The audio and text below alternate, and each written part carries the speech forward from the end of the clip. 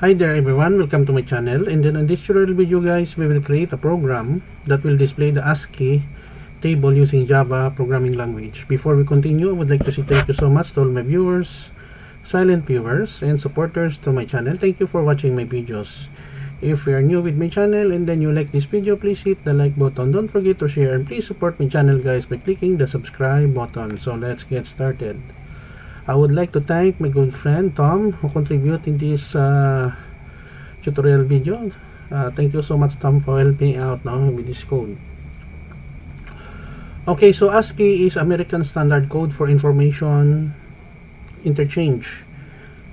It is a series of characters that we use in computers, particularly in computer programming. Okay, so we have your public class ASCII underscore table, public static void main. It is the starting point of every Java programs. We have your final int min char 32, max char 127, numerical value. Final int chars per line 8, so 8 characters. So when we say final, it is a constant. So we have here the title, system out print line dash dash equal sign, and then ASCII table in Java. Using for loop statement, we have here for I equals min underscore char I less than or equal to max char increment, and then we have here the display. If I modulus char per line equals char per line minus 1, new line here, and then we close our program. Don't worry guys, because I will put a link in the video description where you can download the complete source code for free in my 2 websites. Let us run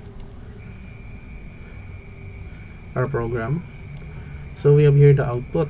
Okay, so one of the things that I have learned about ASCII is that capital letters like A and small letter a are treated differently.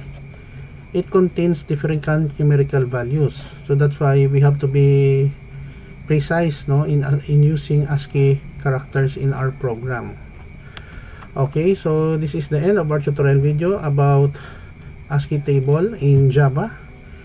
Thank you so much guys for watching. Don't forget to like, share, and please support my channel guys by clicking the subscribe button.